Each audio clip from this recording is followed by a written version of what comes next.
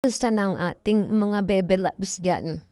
Siguro sang-ayon yung iba hindi pa napapanood ang vlogs ng ating bebe loves. Panoorin niyo na kung maaari para ating pagtulong-tulungan na maging trending ang kanyang mga video para marami laging views. Talagang suportahan natin ang ating bebe loves dahil kailangan niya ang ating pagkakaisa at ang ating tulong. At sa nakikita ko ngayon kay Baby Loves, parang ako yung nakakaramdam nung unang araw, sakit-sakit, sobra sakit. Nung pangalawang araw, medyo okay na. Ngayon, pag nakikita ko siya, parang hirap na hirap pa rin siya. Parang ang sakit-sakit. Para ba yung sugat, kinakalikot-kalikot mo. Tapos yung sakit, ramdam na ramdam mo. Grabe. Ganon na nakikita ko sa kanyang nararamdaman niya ngayon. At ganon din ang nararamdaman ko. Napipil ko yung kanyang sakit. Grabe kung napanood niya sa FB niya na tinawag niya ang kanyang ate dahil kailangan niya ng kausap.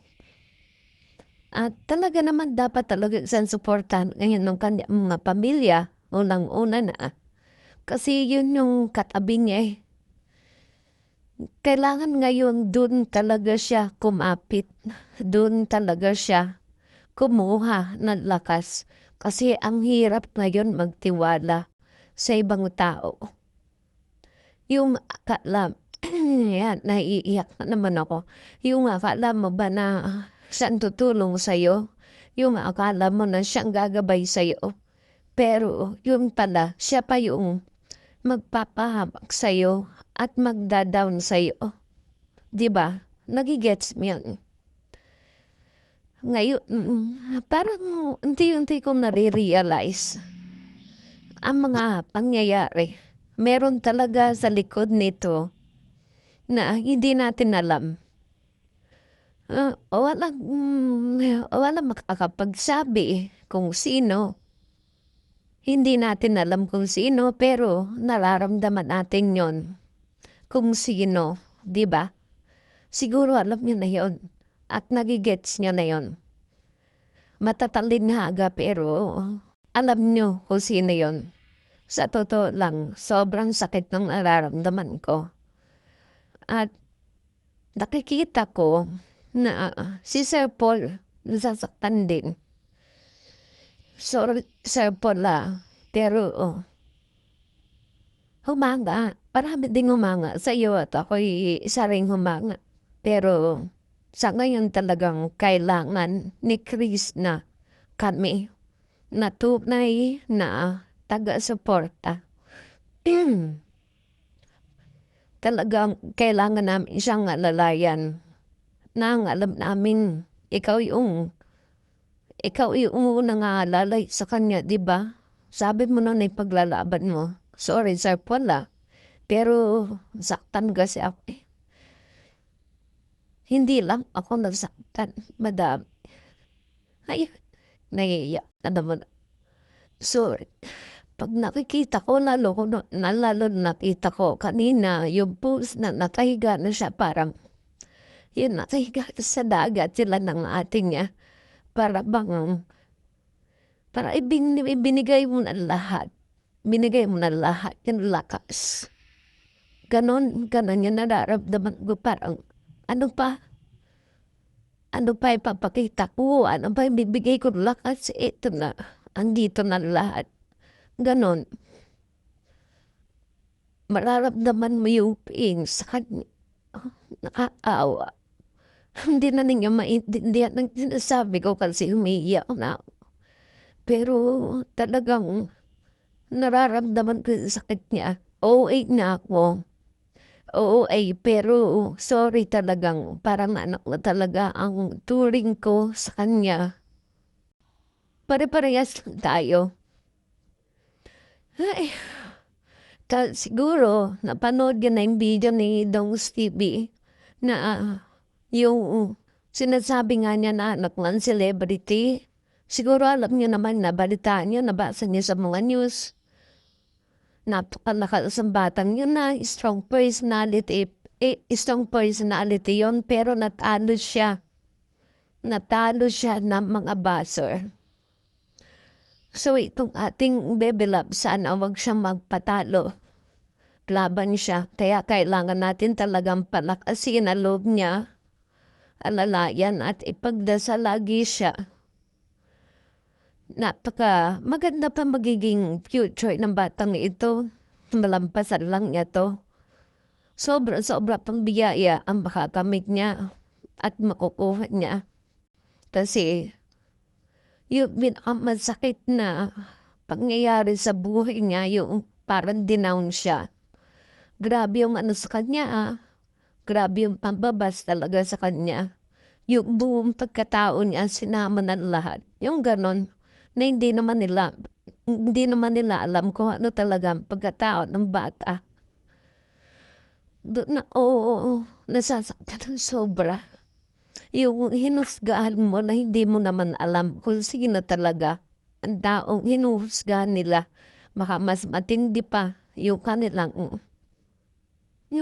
mga ginagawa kaysa dun sa pagkakamali ni Chris na hindi naman atin alam kung totoong pagkakamali yun. Ika nga ni Sir Tots, ang pagkakamali niya lamang ay yung agad na nagtiwala. At siya, tingin ko, yung pagtitiwala niya parang humingi, naging komportable lang siya. Siguro nagkukwento siya, gano'n. Hindi natin alam talaga hindi natin alam talaga pangyayari. Pero sa tingin ko talaga dito kay Baby Loves, hindi to gagawa ng kakaiba. Katulad ng mga hinuhusga ng mga buzzer na to. Makikita naman natin yon sa kanyang body language pag sila'y nag-aaharutan ni Sir Paul. Sakit, sobrang sakit, pero sana talaga malampasan niya to. At pag nalampasan niya to, lahat ng mga nambabasa sa kanya, makikita nila kung paano bumangon ang batang ito. At nagpapasalamat pa rin ako kay Sir Tots. Siguro kung napapanood yung mga video ni Sir Tots, makikita niya doon ang mga comments, puro pagpapasalamat ng pagiging concern niya kay Chris na. Makikita niya doon halos lahat ng comments ganon. Ganon tayo. Pag nagmahal sa isang tao, dinadown at ibinababa ng mga taong hindi natin alam kung saan ang galing na lupalop. Ganon. At siguro mapapansin nyo rin yung ibang mga PB team, ba makikita nyo, talagang malaki epekto sa kanila. Bumaba yung views nila. At dito, makikita natin dito kay Baby Loves na ang bilis ng pagtaas ng views. Talagang nagkakaisa tayo at talagang marunong ang Diyos kung sino yung dinadaw nila at ibinababa nila. Siyang itinataas ang Diyos. Kaya magpakatatag ka lang. Baby Loves Chris na ayaw-kaya mo yan. Malalampasan mo lahat ng yan. Pagsubok na yan. At pagdating ng panahon, pagtatawanan mo lahat yan. Yung mga pangyayari sa'yo na masyado ko nasaktan yung part na yun yung pagtatawanan mo. Bakit ganyan? Bakit ganito? Pero yun ay malaking aral sa atin, sa iyo. At sa nangyari niyan, magmamatured ka, malalaman mo kung ano ang magdidesisyon agad. Or kung sino ang mga taong pagtitiwalaan mo. Hindi lahat ng taong mabait sa iyo ay pagkakatiwalaan mo. Merong nagkukunyari, plastic, kunyari concern sa iyo, pero hindi mo alam, siya pala yung taga-subaybay sa iyo, taga-tingin sa iyo. Yung konting pagkakamali mo, konting kibot ng pagkakamali mo, pansin niya. May mga ganyan tao, hindi natin maialis yan, lalo na kung na-insecure sa'yo. May ganun talaga. Sakit, pero kailangan nating pagtulungan 'to, maibangon at mapalakas sa loob ng ating baby loves. At alam ko naman na kayang-kaya niya 'to sa dami ng kanyang pinagdaanan na, pero siguro ito yung pinakamasakit sa kanya kasi SOCMED na 'to, eh. SOCMED na 'tong humusga sa kanya. Yung mga buzzer na sobrang utak na sobrang tatalino, talo pa ng tao. Hindi nakatapos ng pag-aaral pero mag-aaral pa rin yan si Baby Loves. Talo pa ng taong yung sinasabi nga nila na hindi professional pero malawak ang pag-iisip. Di katulad ng mga tao na akala mo sila yung mga degree holder. Di naman lahat pero sila pa yung grabe kong manghusga. Di ba? Kaya magpakaano ka lang yan, Baby Loves, kayang-kaya mo yan. Darating ang araw, titingalain ka rin ng mga yan. At ipakita mo lahat yon sa kanila. Huwag kang bibitaw, laban lang. Isipin mo yung pamilya mo. Isipin mo yung